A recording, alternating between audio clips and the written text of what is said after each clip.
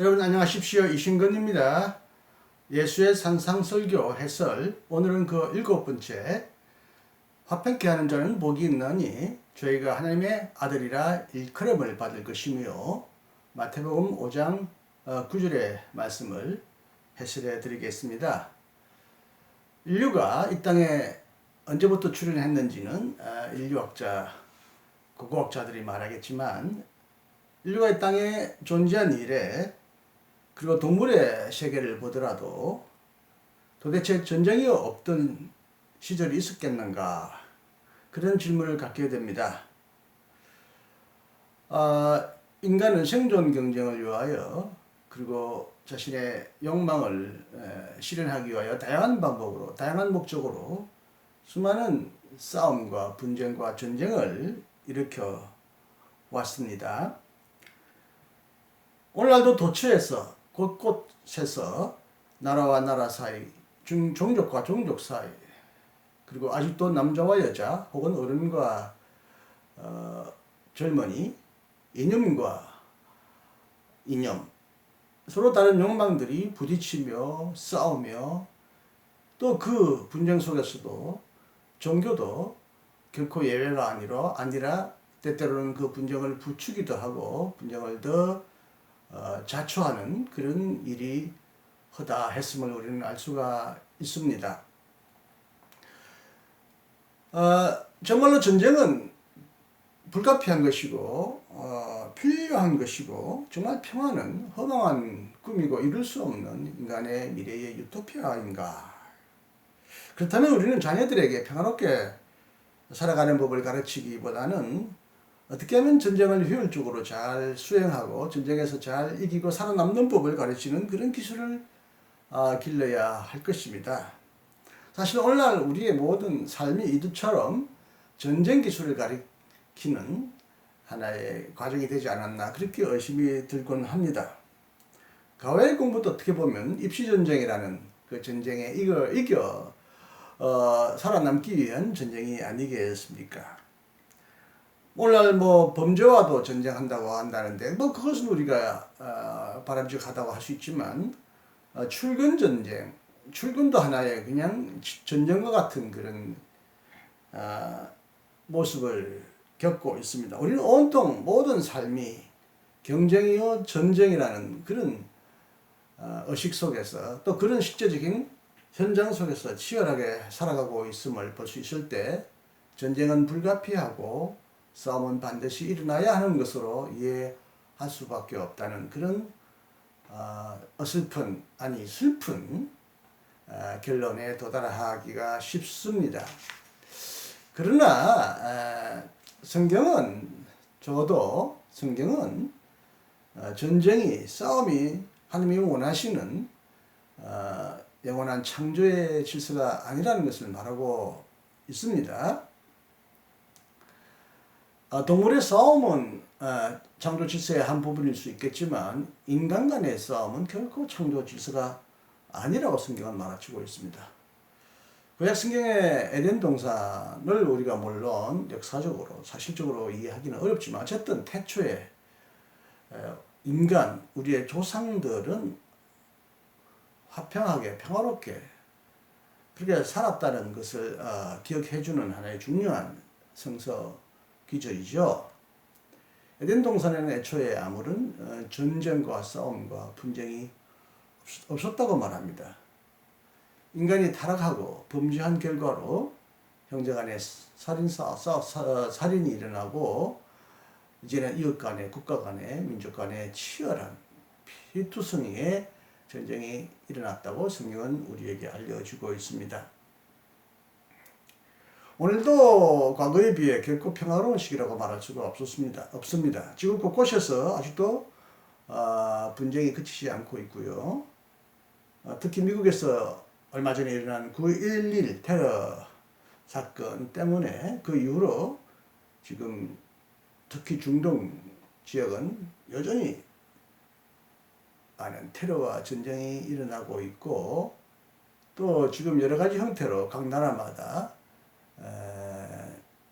항쟁, 민주화 항쟁 또 여러 가지 분쟁이 일어나면서 우리의 시선을 어지럽히고 있습니다. 우리나라도 비록 작은 땅이었지만 여러 나라로 나뉘면서 서로 싸웠고 또 외세의 침입을 받아 여러 차례 수없이 싸워야 했고 지금도 우리는 같은 동족이면서도 남북이 서로 갈라져서 대치하면서 싸우고 있고요. 또 우리 주위에 있는 여러 강대국 사이에서 그 속에서 그 틈바구니에서 우리는 평화를 유지하려고 노력하지만 또 때때로는 원치 않는 전쟁을 치르곤 했고요. 가까운 역사적 시기에는 6.25라는 동족 성장이라는 비참한 전쟁을 우리가 겪지 않았습니까? 내부적으로도 독재에 항거하거나 여러 가지 도사 갈등이나 민주화 갈등에서 여러 가지 이익과 이념을 두고 지금도 그곳에서 분쟁이 일어나고 있음을 우리는 볼 수가 있습니다.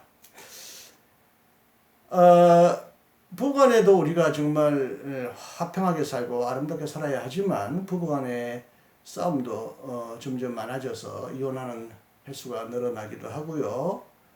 또 자녀들도 여러 가지 폭력에 노출되고 우리 사회의 폭력이 점점점 우리를 힘들게 하는 그런 사회를 우리는 경험하고 있습니다. 인류는 여러 가지 방법으로 이 폭력을 막고 평화롭게 살기 위하여 법을 제정하고 여러 가지 지혜를 짜냈지만 아직도 우리는 완전히 평화로운 시기에 도달하지 못했고 완전한 평화를 누리고 있지 못하다는 것을 우리는 솔직히 인정해야 할 것입니다.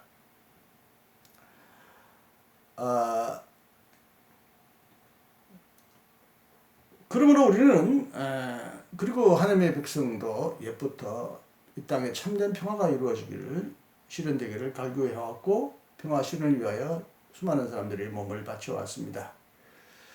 평화란 무엇입니까? 성서에서 구원을 나타내는 가장 포괄적인 용어는 샬롬인데요. 샬롬은 평화라는 뜻입니다. 하나님은 평화를 창조하시는 분이라고 시편 86편은 말하고 있고요. 이사야는 하나님과 맺은 계약은 평화의 계약이라고 말합니다. 역시 이사야와 미가는 장차 올 미래의 메시아는 평화의 왕으로 오신다고 말하고 있고요. 또 실제적으로 누가복음은 예수님이 평화의 왕으로 이 땅에 탄생하셨다고 증언해주고 있습니다. 또 요한은 예수님이 평화의 기쁜 소식을 전해주셨고 제자들에게도 항상 평화가 있기를 기원하였습니다.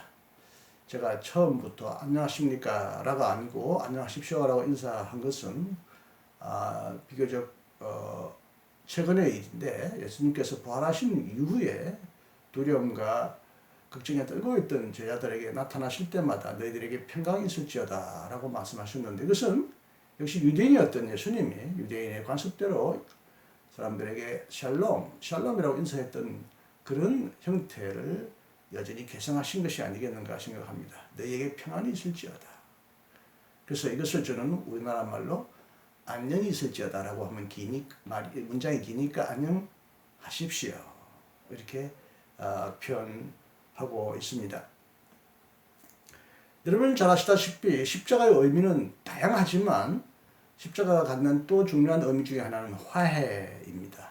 평화입니다. 십자가는 하나님과 사람 사이에서, 사람과 사람 사이에서, 사람과 자연 사이에서도 평화를 창조하는 사건이라고 성서는 증언하고 있습니다.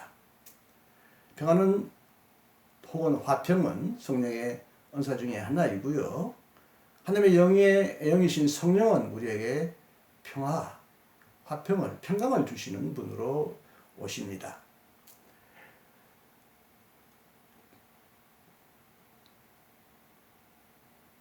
그렇다면 평화는 구체적으로 어떤 상태를 의미합니까? 평화는 현 상태를 있는 그대로 놔둔 채 그냥 둥글둥글하게 좋으면 좋은 대로 그냥 살아가자. 이런 뜻으로 현실을 정당화하고 현실의 체제를 합리화하는 기존 체제 안에서 그냥 문제없이 갈등 없이 그냥 무사하게 사는 것을 의미하는 것은 아닙니다. 우리는 사실 평화를 말할 때 잘못된 평화의 이념은 분명히 깨뜨려야 합니다. 평화는 현 상태대로 그냥 둥글둥글하게 살려는 뜻은 아닙니다. 여러분이 잘 아시다시피 고려 왕조를 전복한 이승계의 아들 이방원은 고려의 마지막 충신이었던 정몽주를 설득하고 회유하면서 이런들 어떠하리 저런들 어떠하리 우리도 만수산 드렁칙처럼 서로 얽혀서 살아보는 것이 어떨까 뭐 이런 식으로 이렇게 저러면 어떠냐 고려 왕조가 무너졌던 새 왕조가 세워졌던 그게 무슨 큰일이냐 우리도 그냥 서로 얽혀서 행복하게 살아보자 라고 이렇게 나름대로 멋진 시로 이방원이가 정몽주를 달래려고 했잖아요.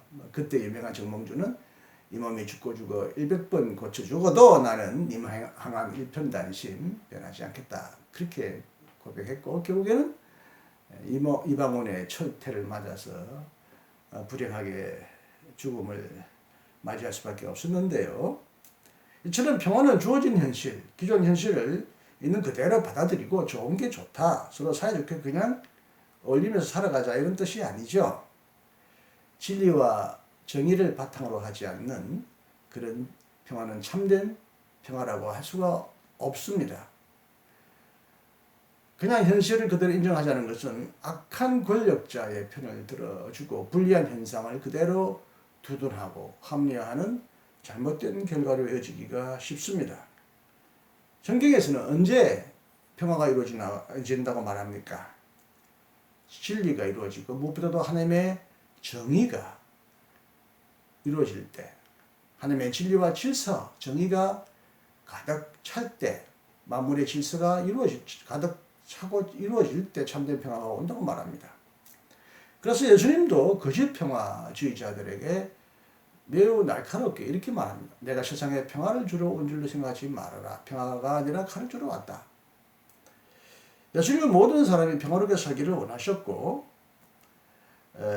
평화의 왕으로 오셔서 제자들에게 그리고 모든 사람들이 평화롭게 살기를 분명히 원하셨지만 거짓 평화에 속아서 그 당시 로마 강대국이 주는 거짓된 평화 팍스 로마에 속아서 군사력과 억압과 폭력에 의존하여 불안하게 살아가는 그 현 상태를 평화로운 상태라고 말하지 않고 오히려 예수님은 그 평화에 대하여 도전을 하시고 내가 평화를 주러 온 것이 아니다 칼을 주러 왔다 이렇게 말씀하셨어요. 마치 예수님은 평화보다는 분쟁을 더 좋아하시고 평화를 뒤엎고 매사에 갈등과 분쟁을 일으키는 분으로 생각하기 쉽도록 이 본문을 오해하는 사람이 있는데 예수님은 궁극적으로 평화를 원하셨지만 거짓된 평화, 진리와 정의에 기초하지 않는 그 평화주의자들에 대해서는 평화론자들에 대해서는 예수님은 가차없이 칼과 같이 예리하게 나는 너희에게 분쟁을 칼을 주러 왔다라고 이렇게까지 말합니다. 평화는 힘의 균형 때문에 이루어지는 유지되는 평화의 상태가 아닙니다. 적을 제압하기 위하여 더 강력한 무기를 만들고 적도 또 적을 제압하기 위하여 더 강력한 무기를 만들면서 계속 새로운 무기를 만들어 가면서 평화로운 세계를 만든다고 하는 보장은 착각이요 환상입니다. 오늘날 강대국들이 서로 더 많은 더 강력한 살상 무기를 만들고 배치하면서 서로를 위협하지만 이 위협을 통하여 이루어지는 불안한 평화를 참된 평화라고 말할 수가 없습니다. 총과 칼로 평화를 이룩한 시대는 없었습니다. 참된 평화는 총과 칼이 없어질 때입니다. 그래서 이사야는 이렇게 예언합니다. 나라마다 칼을 쳐서 보습을 만들고 보습이란 말은 옛날 농경시대에 밭을 갈 때 쓰던 그런 쟁기와 같은 농기구입니다. 창을 쳐서 낫을 만들리라. 민족들은 칼을 들고 서로 싸우지 않을 것이며 다시는 군사훈련도 하지 아니하리라. 군사훈련을 열심히 하고 서로를 경계하고 서로를 향하여 싸울 수 있는 준비를 늘 갖추면서 평화롭게 산다라고 말하는 것은 진정한 평화가 아니며 그것은 하나의 착각에 불과합니다. 정말 무기를 내려놓고 서로 싸우지 않고 정말 평화롭게 서로 공존할 때 그때야말로 참된 평화가 이루어진다는 것입니다. 그러므로 우리 그리스도인들은 평화를 창조하는 평화의 증인, 평화의 도구가 되어야 합니다. 샌프란시스코가 주여 나를 평화의 도구로 써주소서, 사용해주소서라고 유명한 찬송을 지었는데요. 찬송시를 지었는데 우리 그리스도인들은 할 수 있거든. 가능하면 아니라 최선을 다하여 모든 사람과 함께 더불어 평화롭게 지내려고 노력해야 합니다. 뭐 정당한 전쟁, 불가피한 전쟁을 얘기하는 사람이 있는데 전쟁은 최후의 수단이지만 그것은 선이 아니라 악이죠. 전쟁은 아무리 불가피한 것이었다 하더라도 피차간에 어마어마한 피해와 불행을 낳는 것이고 전쟁에서 이기는 용사보다 전쟁을 피하고 평화를 만드는 용사가 더 훌륭한 용사가 아니겠습니까? 그런 사람이 참 영웅입니다.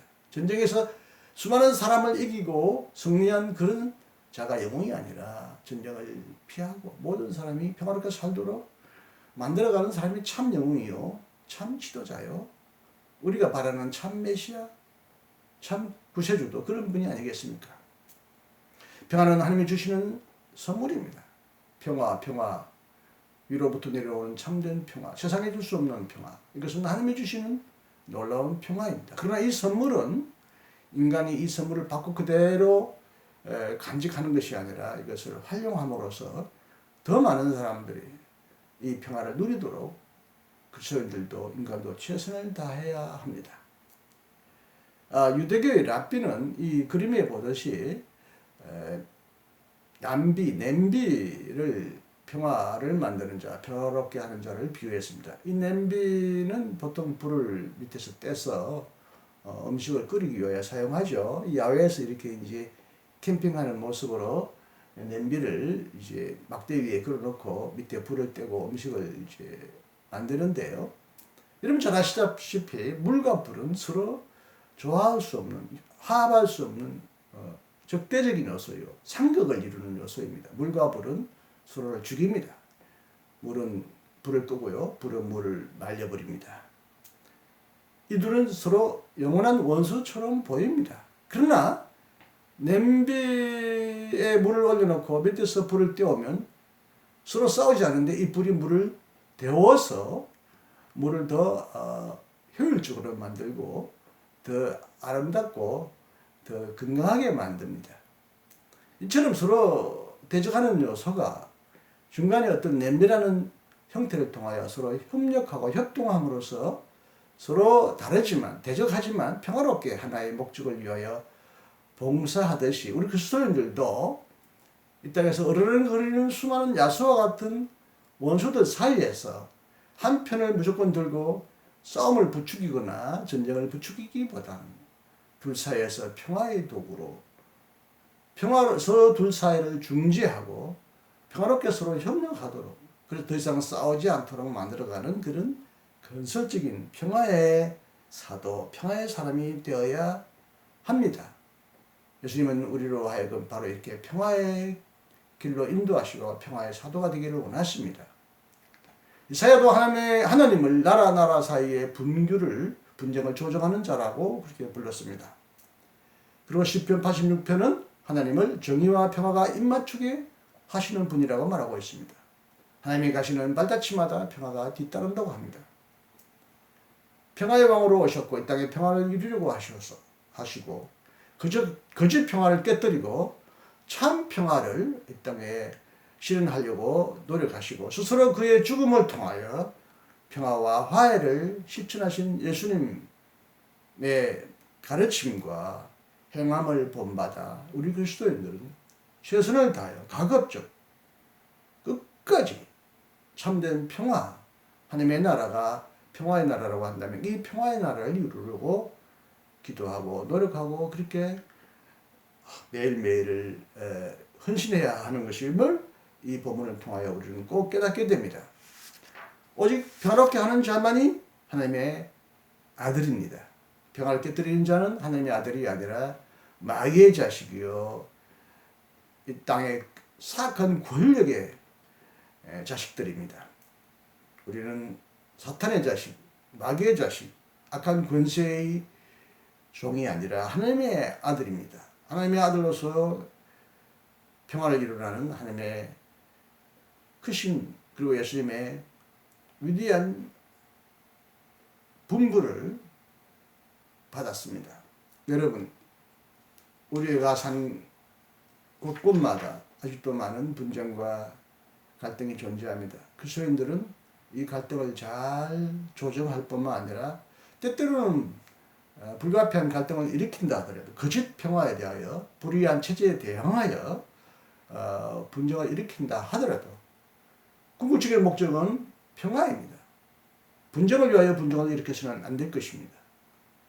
불가피한 분쟁을 일으킨다 손 치더라도 궁극적으로는 평화라는 목적을 위하여 잠시 분쟁에 가담할 수는 있지만 궁극적으로 우리는 가급적 평화로운 방법으로 평화라는 목적을 이루려고 노력하는 사람이 됨으로써 이 땅에 싸우기를 좋아하고 전쟁 승리자를 영웅으로 떠받드는 이 불의한 세상에서 그리스도인들은 그들과는 다르게 그들과는 전혀 다른 보네파가 말한 대로 비범하고 탁월한 평화의 길을 제시하고 평화를 이루어가는 특히 남북 분단의 이 비극적인 현장에서 우리 그리스도인은 무엇보다도 남북의 분쟁과 증오를 부추기기보다는 화해와 통일을 위하여 앞장서는 참된 하나님 나라의 증인 예수님의 참된 제자가 되기를 간절히 여러분에게 촉구하고 부족한 저도 그렇게 살도록 노력하겠습니다.